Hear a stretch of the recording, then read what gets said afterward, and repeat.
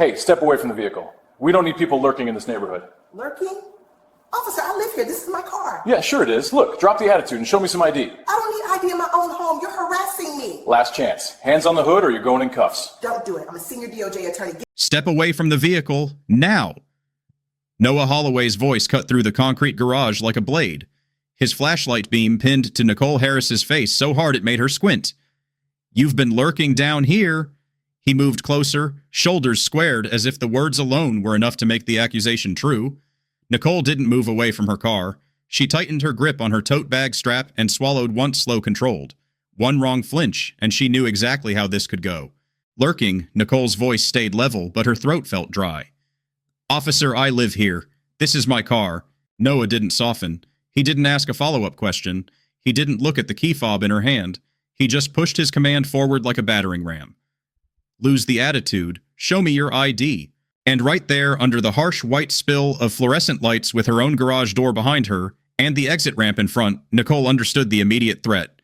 It wasn't just a question. It was an attempt to turn her into a suspect inside her own space. Within days, that claim would collapse, and the way it collapsed would leave a paper trail Noah couldn't outrun. Nicole lifted her chin, the heat rising in her face. Am I being detained? Noah's pause was half a second too long. You're being investigated. Don't play games. Nicole's shoulders pulled tight, but her feet stayed planted. What's the reason you said lurking? That's not a reason. Noah's flashlight bounced slightly, just slightly, as he shifted his stance. There have been break-ins. You match the description. Nicole blinked once. What description? You know what I mean, Noah snapped. Hands where I can see them. Nicole held her hands open at chest-level, palms forward. My hands are visible. I'm not resisting, I'm asking the reason. Noah took a step in close enough that the beam washed out the details of her face. You can do this the easy way, or you can do it in cuffs. This is the moment it turned. Nicole's phone vibrated inside her tote. An automatic arrived home, ping muted, but enough to remind her the world did not stop at this garage. Somewhere above them, neighbors were coming back from work, unloading groceries, walking dogs, swiping keycards. She forced her voice to stay even. I'm requesting a supervisor. Noah let out a short, humorless laugh. A supervisor isn't going to save you if you keep acting suspicious. Nicole's jaw flexed. She looked past Noah's shoulder toward the elevator lobby. The door was shut, but footsteps echoed. Someone was coming. Officer, she said, measured. I'm in my residential building garage. I have keys. I have a fob. This is my vehicle. If you believe there's a reason to stop me, state it plainly. Otherwise, I'm going upstairs. Noah's response came fast and captionable, the kind of line that doesn't sound like much until it's played back with the right silence around it. You don't get to decide what's suspicious in my garage. Nicole stared at him. Your garage. Noah didn't answer the question.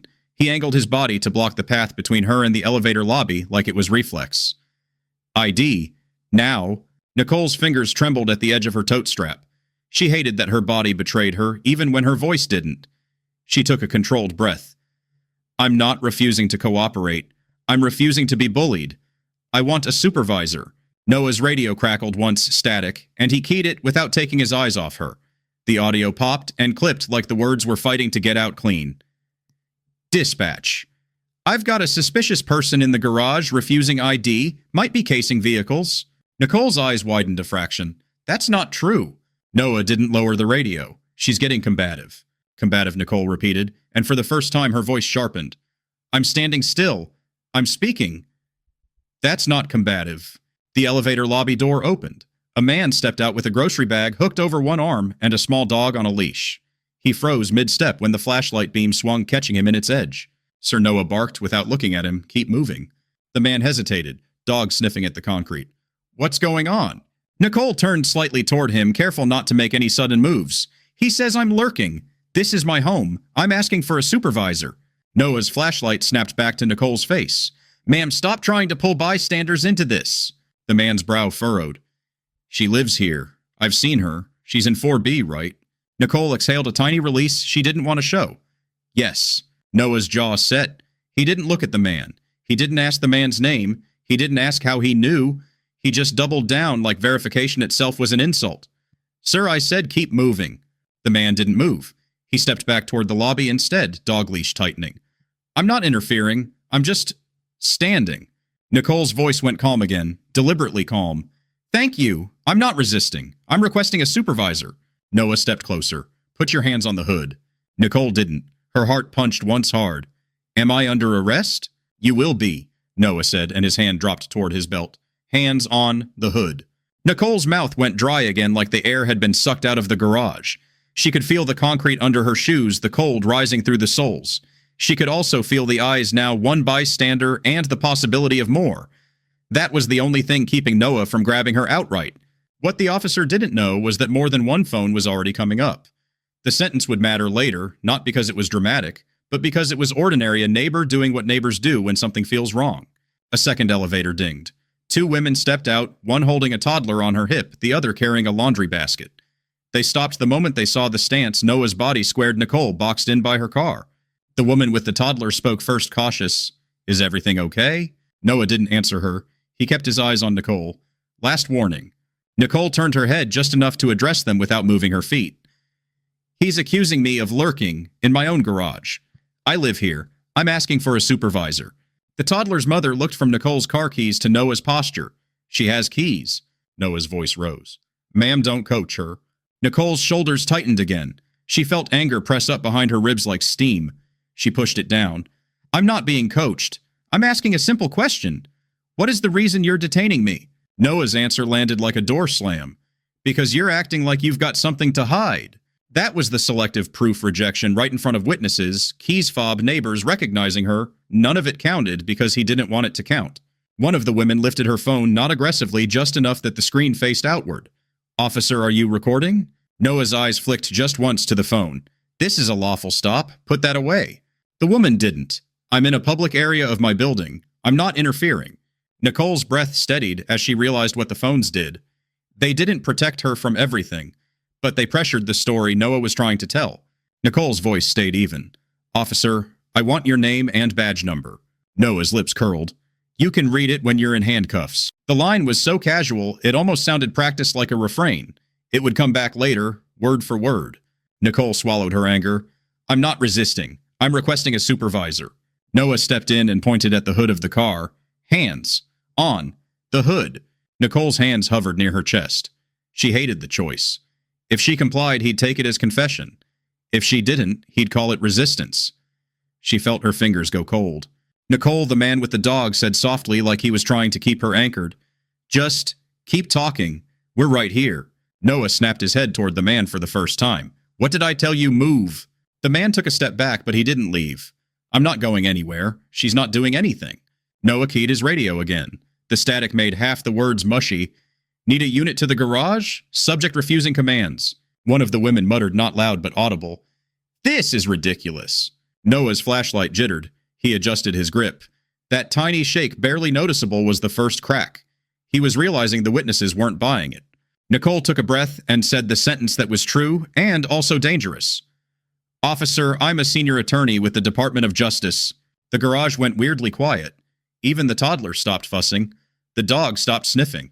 Noah blinked. Sure you are. Nicole didn't raise her voice. I can show credentials, but I'm not placing my hands on the hood like I'm a criminal. I'm requesting a supervisor. Noah recovered fast as if disbelief itself was a tool. That doesn't mean anything right now. You're still suspicious. Nicole's eyes narrowed. You just told me I don't get to decide what's suspicious in your garage. Now you're telling me my identity doesn't matter. Noah's jaw worked. You're not in control here. Nicole nodded once slow. I know. That's why I want your supervisor. The elevator dinged again. A man in a building maintenance shirt stepped out carrying a toolbox. He froze when he saw the scene, then immediately looked at Noah like he recognized the uniform more than the person. Noah snapped at him too. Keep moving. The maintenance worker didn't. He turned his head toward Nicole. Ma'am, you okay? Nicole's voice stayed steady. No, I'm being detained without a reason. I'm asking for a supervisor.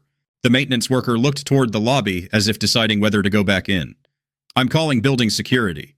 Noah shot him a glare. Don't do that. The maintenance worker said calm. I'm doing that. Nicole felt something shift. Not relief yet, but leverage. An institutional lever that didn't belong to Noah. The first backstory insert came in the way humiliation always triggers it, not as nostalgia, but as context for what's at stake. Nicole Harris wasn't new to pressure. She was the kind of person who kept a spare charger in her tote, who carried a legal pad with color tabs because her cases required precision, who volunteered at a neighborhood clinic on weekends to help tenants write letters to landlords that didn't get ignored. She was overqualified in ways she didn't advertise because she'd learned long ago that some rooms punish a black woman for sounding like she knows what she's doing. Her building's garage was supposed to be the last neutral space of her day. Park, breathe, go upstairs, exhale. Instead, she was standing under a beam of light being told she didn't get to decide what was suspicious. Her mouth was dry, her hands were cold, and she could feel her pulse in her fingertips. Noah took a step closer again, sensing the shift and trying to crush it. Hands on the hood. Nicole held her hands up, higher palms open. I'm not resisting. I'm requesting a supervisor. If you touch me, you are escalating this. Noah's voice dropped into something quieter and more threatening. You're escalating it by making this hard. The toddler's mother spoke firm. She's not making it hard. You are. Noah's head snapped toward her. Ma'am, step back. She didn't. No. You need to explain why you're detaining her. Noah's eyes moved to the phones, 2 now 3. The maintenance worker had his own phone out as he spoke into it, low voice fast. Nicole's phone vibrated again, this time an incoming call. The screen inside her tote lit up faint. She didn't reach for it. Noah's radio crackled. A voice came through, distorted by bad reception in the garage. Unit en route. What's the status? Noah answered too fast. Subject is non-compliant, refusing ID, acting suspicious near vehicles. Nicole shook her head slow. That's a lie. Noah's eyes flashed. Don't call me a liar. Nicole's voice stayed even. Then stop lying. The man with the dog spoke again, calm narration the way witnesses do when they're trying to keep the truth simple. She asked why. You didn't explain the reason. Noah's face tightened. You don't know the whole situation. The woman with the laundry basket said we do know she lives here. Noah looked past Nicole at her car. Pop the trunk. Nicole blinked. No, I don't consent. Noah took half a step, like he might reach for her keys. Nicole's stomach dropped. That was the near loss building the edge of it, him deciding he could physically take what he wanted and call it procedure. Do not touch me, Nicole said, voice still controlled but lower now. I'm not resisting. I'm requesting a supervisor. Noah's hand hovered, then pulled back. He'd felt the weight of the phones. He'd felt the witnesses. The maintenance worker ended his call and looked at Nicole. Security's coming down. Noah's jaw clenched. This is a police matter. The maintenance worker answered, This is our building. Noah spun his flashlight toward the lobby like he could blind the problem away. Everybody back. Give me space. Nobody moved much. They didn't crowd him. They didn't yell. They formed what looked like an accident, but functioned like a decision. A loose half circle at a respectful distance, phones up, faces calm. A witness circle. Not a mob accountability pressure. Nicole's shoulders loosened a fraction. She kept her hands visible. She kept her voice steady. Officer, I'm asking again. Am I free to leave? Noah didn't answer. He couldn't not, with witnesses. He tried a different angle. What apartment are you in? Nicole answered without hesitation. 4B. Noah scoffed. Prove it. Nicole gave him the smallest, most controlled smile. That's what the fob is for. Noah's gaze flicked to the fob. He refused to take it. Show me ID. Nicole's voice stayed calm. Supervisor. The elevator doors opened again, and 2 building security officers stepped out, Navy uniforms, not police, but with the kind of authority that mattered in a private residential space. The taller one, a woman with a clipboard, took in the scene in one sweet police stance resident pinned near her car witnesses with phones. The security woman spoke first professional. I'm security supervisor Mia Whitaker. What's going on? Noah's eyes narrowed at the name tag like it offended him. This is a police investigation. Mia didn't back down. This is a resident in her own garage. If there's an issue, I need the reason. Noah's voice sharpened. She was lurking around, vehicles refused ID. Nicole spoke immediately, voice clear. I parked my car. He approached, accused me of lurking, demanded ID. I asked the reason and requested a supervisor. Mia looked at Noah. Did you ask her to show building access? Noah's jaw worked. That's not required. Mia glanced at Nicole's hand where the fob was visible. Ma'am, do you have your fob? Nicole lifted it slightly. Yes. Mia nodded. Then she did something small but powerful. She turned to her second officer.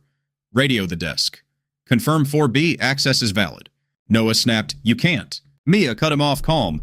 We can confirm a resident's access in our building. Nicole felt her pulse in her throat again, but this time it wasn't panic. It was anticipation, verification pressure. Noah shifted his feet, impatient. I'm not waiting for your desk. Mia's voice stayed professional. Then what are you doing? Detaining a resident without explaining why? Noah's face tightened. She's got an attitude. The toddler's mother said quietly, There it is. Noah whipped toward her. Ma'am stepped back.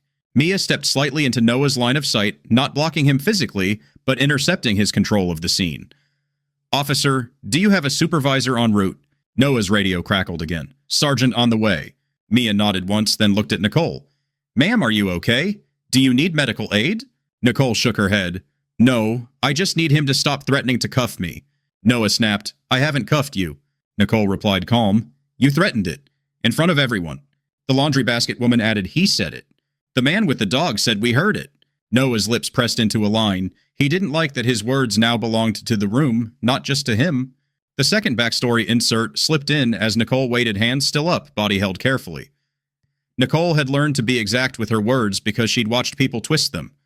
Her mentors had taught her the difference between I refuse and I don't consent.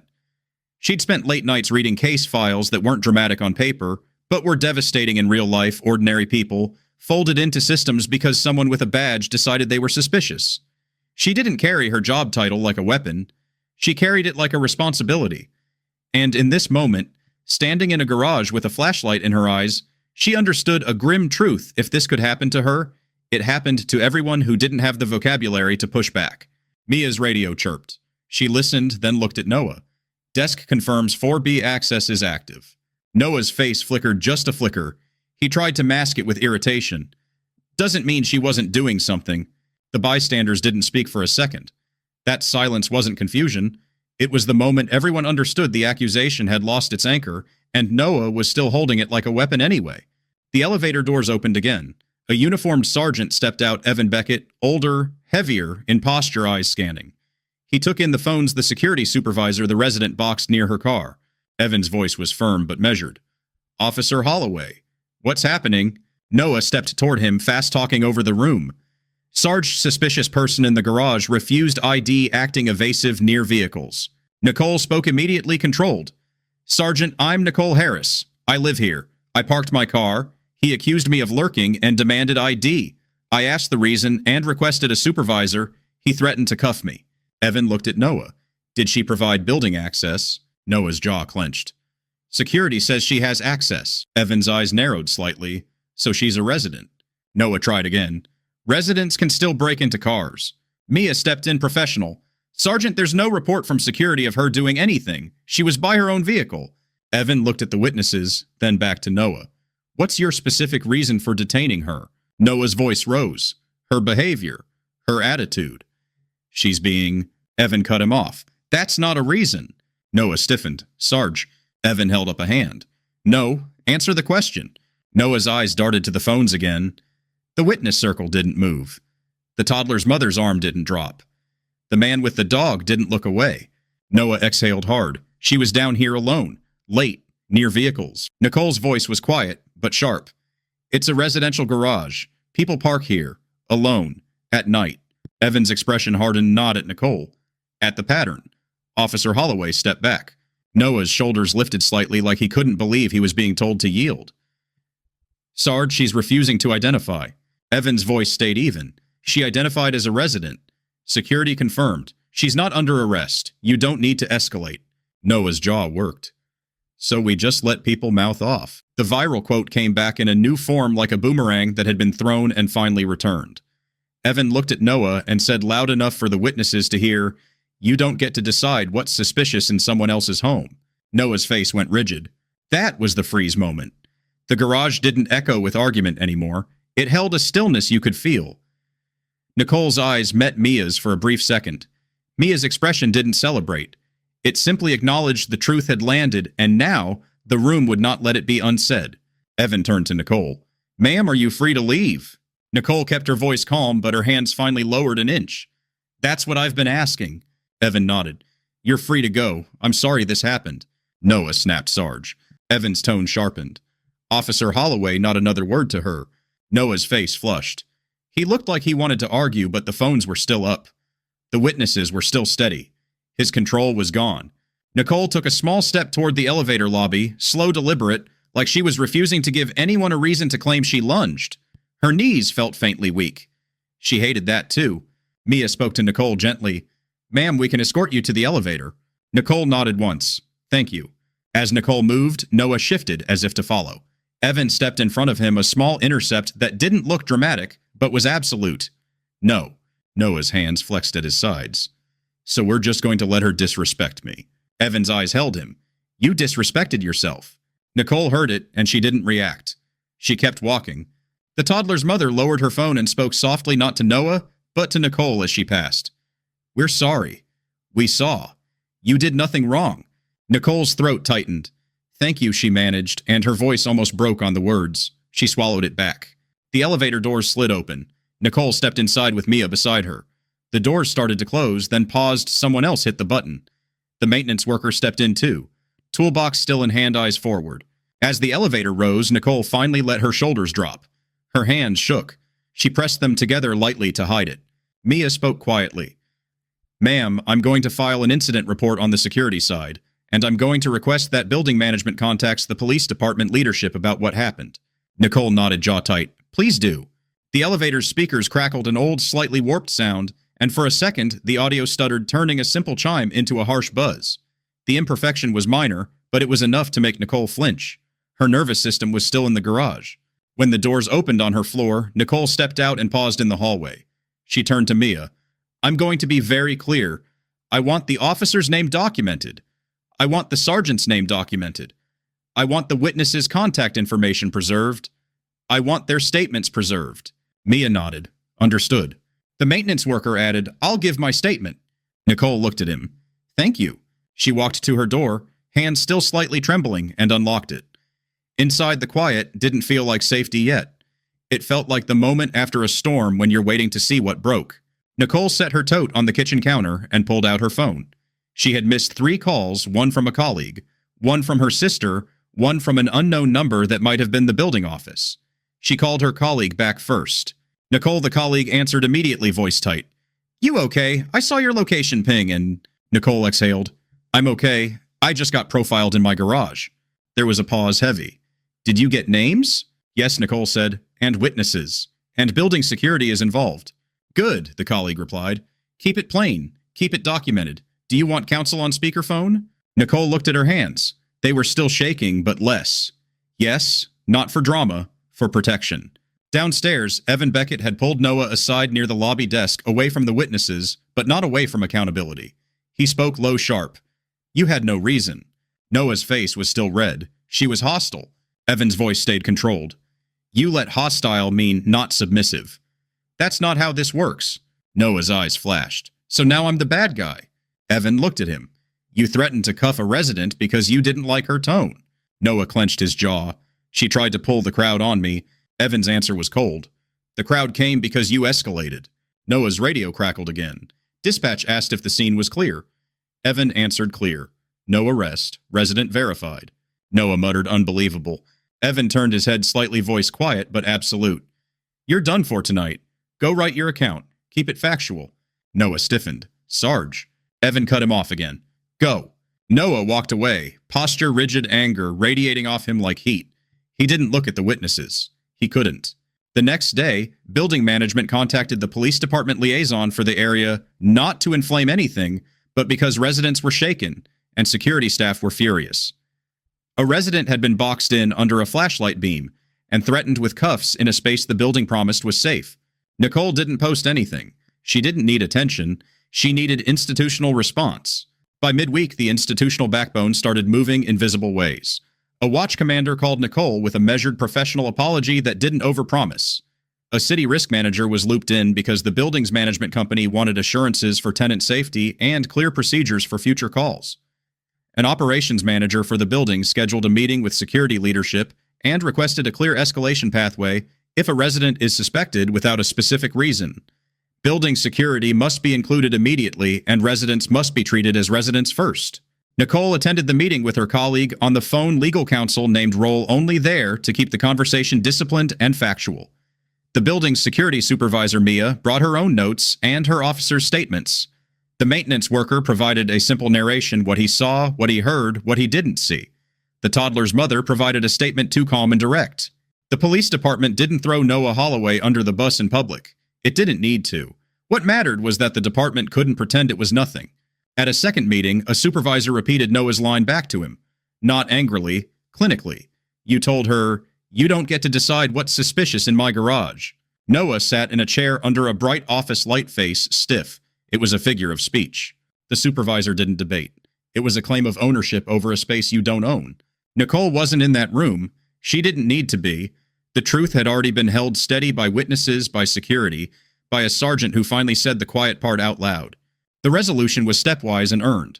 A public-facing apology was issued to Nicole through the proper channels, plain language, no drama. The department acknowledged that the contact was mishandled and that de-escalation failed.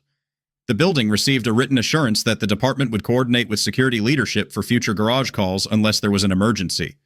Noah was removed from that specific patrol assignment pending additional training and review a consequence that mattered not because it was punitive, but because it prevented the same pattern from repeating on the same residents. Nicole didn't celebrate. She sat at her kitchen table, the same tote bag beside her, and read the letter once, then twice.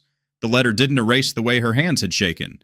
It didn't erase the moment her stomach dropped when Noah's hand hovered near her keys. But it restored something important. The official record now matched what happened.